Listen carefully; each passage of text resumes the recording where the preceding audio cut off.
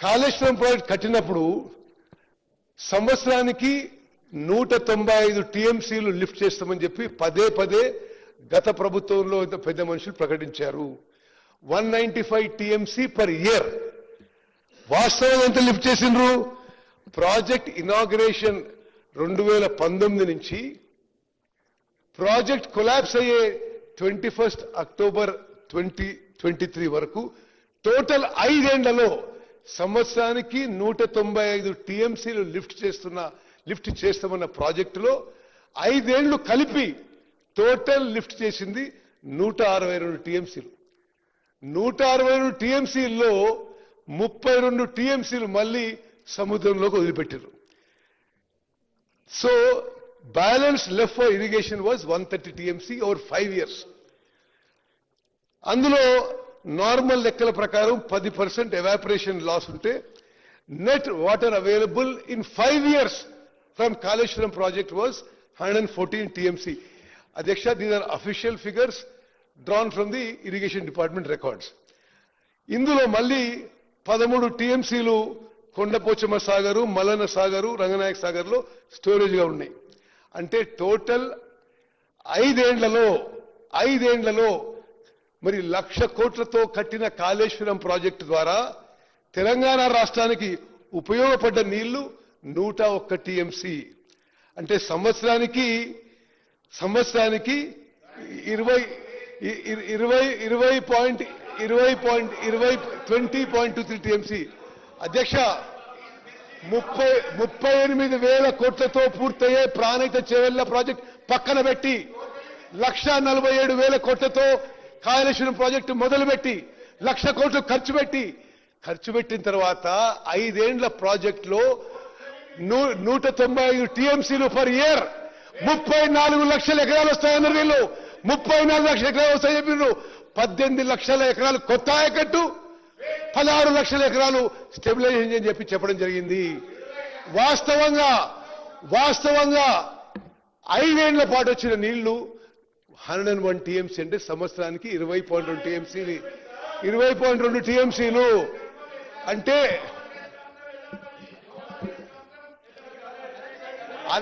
అన్ని లెక్కబెట్టి హరీష్ రావు గారు, అంటే మీకు అవకాశం వచ్చినప్పుడు మీరు చెప్పండి. అవకాశం వచ్చినప్పుడు చెప్పండి. స్పీకర్ గారు, అంటే 1,00,000 కోట్లు ఖర్చు పెట్టి ఆ 1,00,000 I'm not yielding speaker sir, I'm not yielding. 1,00,000 కోట్లు ఖర్చు పెట్టి సంవత్సరానికి కొత్త ఆయకట్టు, న్యూ ఆయకట్, కొత్త ఆయకట్టు 1,00,000 ఎకరాలు కూడా రాలేదు. స్టెబిలైజేషన్ ఇంకో 1,00,000 ఎకరాలంటే మొత్తం కలిపి 1,00,000 కోట్లు ఖర్చు పెట్టి 2 లక్షల ఎకరాలకు కూడా నీళ్లు సరిగ్గా ఇవ్వలేకపోయినారు. 1,00,000 కోట్లు ఖర్చు పెట్టిన ప్రాజెక్టు 4 ఏళ్లలో కూలిపోయింది. అధ్యక్ష, స్వతంత్ర భారతదేశంలో ఇంత పెద్ద man made disaster, financial disaster ఏ రాష్ట్రంలో కూడా జరగదని చెప్పి నేను మనం చేస్తున్నా. మరి అధ్యక్ష, స్పీకర్ సార్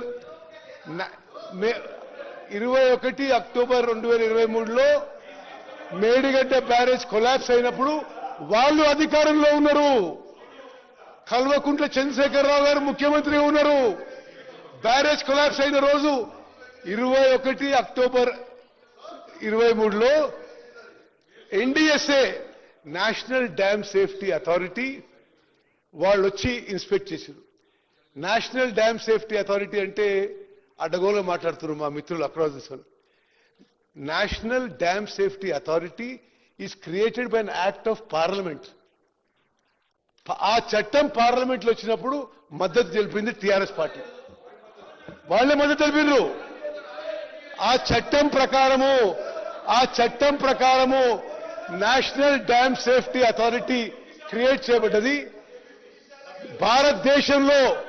భారతదేశంలో డ్యామ్లు అండ్ బ్యారేజెస్ మీద అత్యంత నాలెడ్జ్, స్కిల్, అనుభవం వాళ్ళు ఈ national dam safety authority members. వాళ్ళు national dam safety authority inspected the Medigadda barrage on 24th October 23. ఆ రోజు ప్రభుత్వం ఎవరిది అధ్యక్ష? TRS party.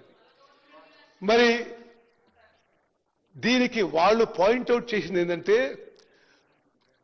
ఈ Medigadda barrage and other components of Kaleshwaram project 2019లో ఇనాగ్రేషన్ తో మొదలుపెట్టిన ఇనాగ్రేషన్ మొదలైన కొన్ని రోజులకే project developed serious problems. Piping అంటే బ్యారేజ్ ఇటు నుంచి కింది నుంచి అటు వరకు అటు మరి నీళ్లు ఉసుకపోతూ బ్యారేజ్ ఫౌండేషన్ వీక్ అయిపోయింది. 2019 నుంచే వాళ్ళ అధికారులు రాసిన రికార్డు ప్రకారమే all the 3 barrages were showing serious problems. ఇంకో విషయం అధ్యక్ష, అసలు డ్యామ్ కి బ్యారేజ్ కి తేడా లేకుండా బ్యారేజ్ కట్టి డ్యామ్ లాగా ఉపయోగించుకునేందుకే ఈ యొక్క మేడిగడ్డ బ్యారేజ్ కొలాప్స్ అయిందని చెప్పి ఎన్డీఎస్ఏ రిపోర్ట్లో ఉంది. ప్రపంచవ్యాప్తంగా barrages are meant to store less water, 2 to 3 TMC at the most. Dowleswaram లాంటి ప్రాజెక్టులలో కూడా 2-3 TMCలు స్టోర్ చేస్తాం.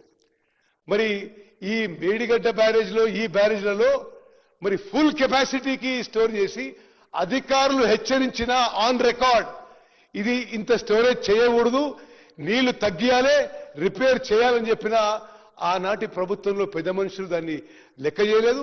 దాని పర్యావసనమే మేడిగడ్డ బ్యారేజ్ కూలిపోయిందని చెప్పి లిఖిత పూర్వకంగా మీ ప్రభుత్వంలో మీ అధికారులే తెలియజేసినారు.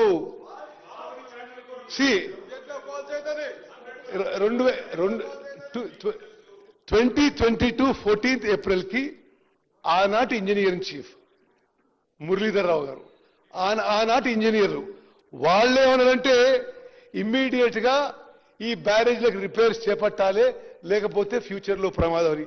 బట్ ఆనాటి మరి పెద్దలు అసలు లెక్క చేయలేదు, ఆ బ్యారేజ్లు నింపెట్టేసిండ్రు, అది కూలిపోయింది.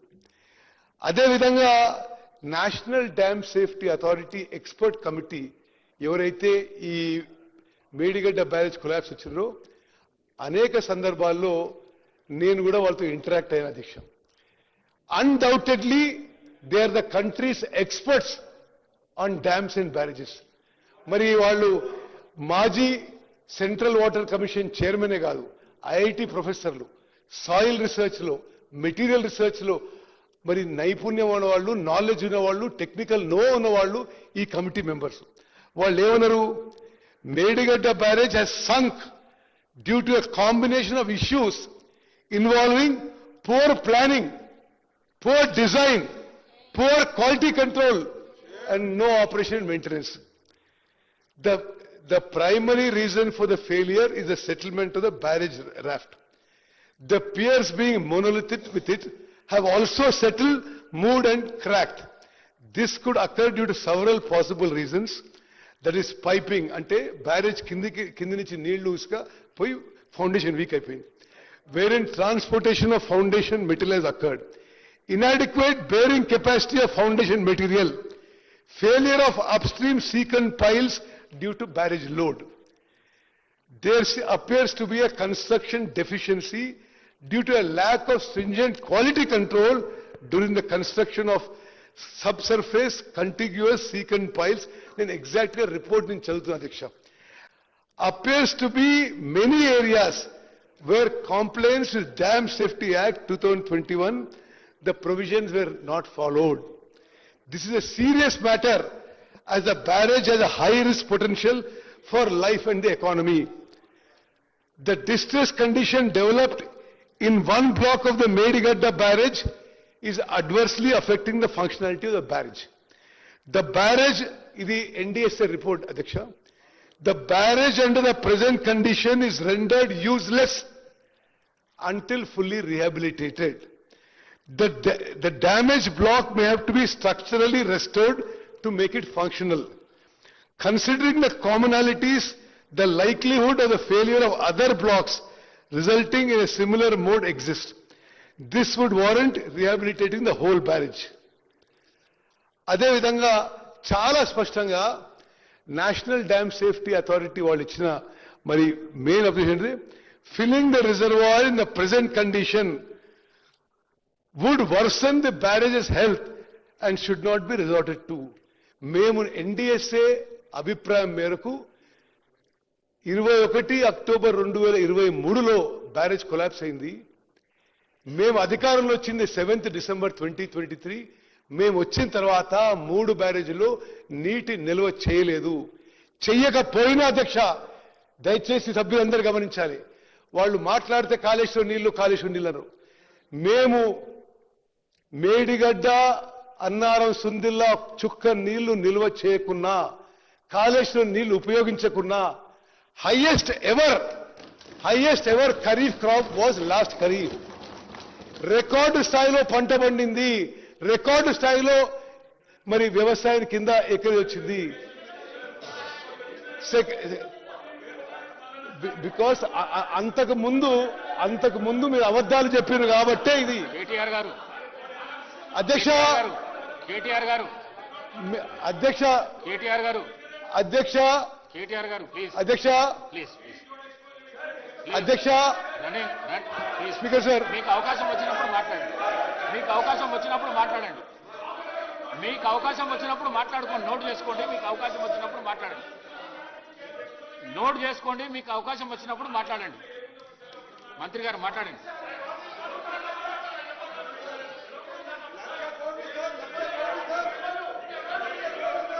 స్పీకర్ సార్, ఇది అంటే అసలు ఇంత సీరియస్ ఇష్యూ వాళ్ళ రెస్పాన్స్ చూసి అసలు రాష్ట్రంలో అందరు ప్రజలు కూడా గమనిస్తారు. మీ వల్ల మీ హయాంలో ప్రాజెక్ట్ కట్టిండ్రు, మీరు డిజైన్ చేసిండ్రు, మీ కన్స్ట్రక్షన్ చేసిండ్రు, మీ హయాంలో ప్రాజెక్ట్ కూలిపోయింది. అసలు ప్రాజెక్ట్ మాకు తెలియదంటే అవును, వాళ్ళ హయాంలోనే ప్రాజెక్ట్ కట్టడం జరిగింది, వాళ్ళ హయాంలోనే కూలిపోయింది.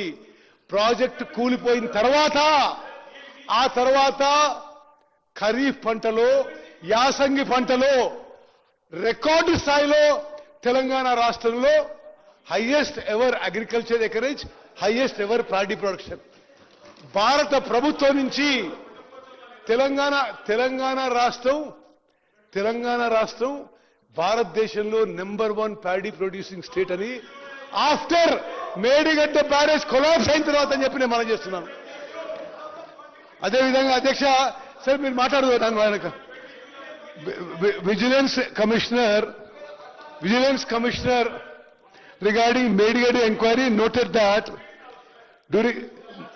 Vigilance Commissioner noted that there is no IS code, Indian Standard Code existing for secant pile cutoff. There are IS codes for Z-type sheet piles, RC diaphragm cutoffs for structures originally proposed in DPR. DPR లో ఒక foundation propose చేస్తే వీళ్ళు కట్టింది వేరే foundation తోని. Okay, during course of execution of works, if any new item of works are required, ఇది Vigilance Commissioner report. During course of execution of works, if any new item of works are required, they shall be awarded to the work executing contractor, duly checking the contractor's competence in execution of such similar works. The previous work experience of agency in executing similar work was not verified. Vigilance and Enforcement has submitted this to Commission of Inquiry. ఈ నిర్ణయం ఎట్లా జరిగింది? Project execution మొదలైన తర్వాత 9 జనవరి 2017 ఒక meeting లో, ఆనాటి irrigation మంత్రి చైర్ చేసిన మీటింగ్ లో decision was taken that led to replacement of originally proposed diaphragm walls, Z type sheet piles with secant pile cut offs. మరి మా ప్రభుత్వం వచ్చిన తర్వాత, ఇంత పెద్ద నష్టం జరిగిన తర్వాత 1,00,000 కోట్లు ఖర్చు పెట్టి ప్రాజెక్టు నిరుపయోగంగా ఉంది. 21,000 కోట్లు అయితే స్ట్రేట్ అవే నష్టం.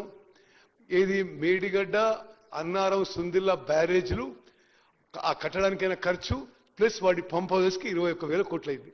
అది పూర్తిగా మరి అసలు ఉపయోగంలో లేదు. ఇప్పుడు మా ప్రభుత్వం వచ్చిన తర్వాత పూర్తిగా ఈ విషయాన్ని పారదర్శకంగా మరి ఒక ప్రజాస్వామ్య పద్ధతిలో నిజం తెలుసుకోవాలనే ఉద్దేశంతో మా ప్రభుత్వం Justice Sri Pinaki Chandra Ghosh, former Judge of West Bengal High Court, former Chief Justice of Andhra Pradesh High Court, former Judge of the Supreme Court, first Lokpal of India, one of the most distinguished judges of India.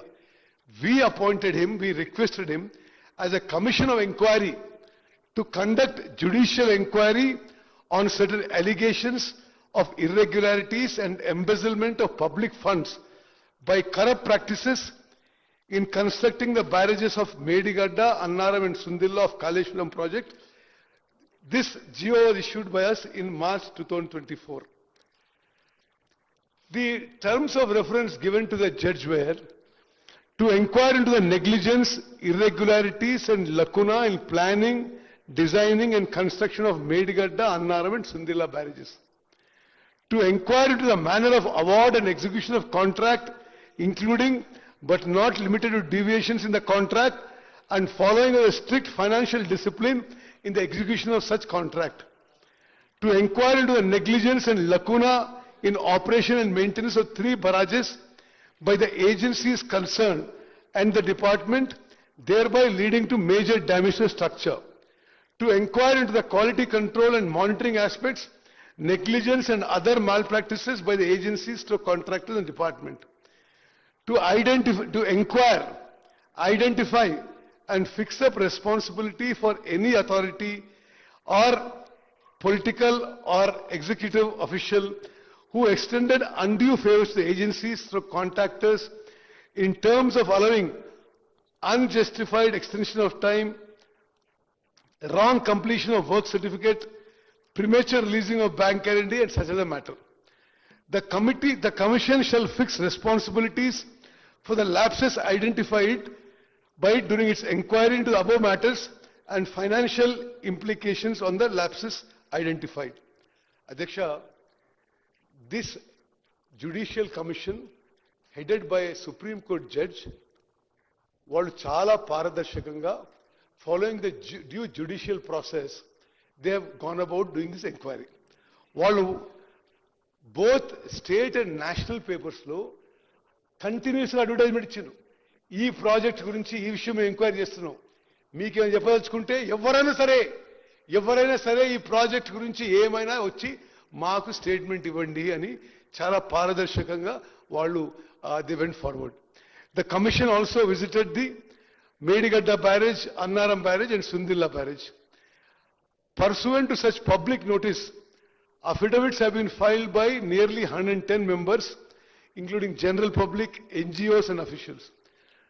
Total number of people examined was 119, including the then Chief Minister Shri K. Chandrasekhar Rao Garu, then Irrigation Minister Shri T. Harish Rao Garu, then Finance Minister Shri Eaton Rajendra Garu. After giving everybody a fair chance, giving a fair inquiry, a transparent inquiry, the Commission of Inquiry submitted report on 31st July to the government. Our government, on receiving the report, immediately formed a committee of 3 senior IAS officers to study the Commission's report and submit a summary to the Cabinet. The matter was placed before the Cabinet on 4th August 25. The Cabinet has resolved, దయచేసి ఈ సభలో ఉన్న సభ్యులందరూ గమనించాలి, రాష్ట్ర ప్రజలు గమనించాలి. అసలు మేము ఏమాత్రం కక్ష సాధింపు ధోరణితో పోలేదు. ఒక పారదర్శకంగా నిజం తెలవాలని ధోరణితో ముందుకు పోయినాము. జరిగిన తప్పులు, జరిగిన నష్టం గురించి నిజం తెలవాలి అనే ఉద్దేశంతో మా ప్రభుత్వం ముందుకు పోయింది. క్యాబినెట్లో కూడా ఈ కమిషన్ రిపోర్ట్లో వెంటనే చర్యలపై ఏమీ మాట్లాడకుండా మరి క్యాబినెట్లో డిస్కషన్ చేసి ఆ తర్వాత ఇది శాసనసభలో ఈ కమిషన్ రిపోర్ట్ పెట్టి శాసనసభలో అందరి అభిప్రాయం విని we will take the next course of action, next way forward అని చెప్పి స్పష్టంగా తెలియజేయడం జరిగింది.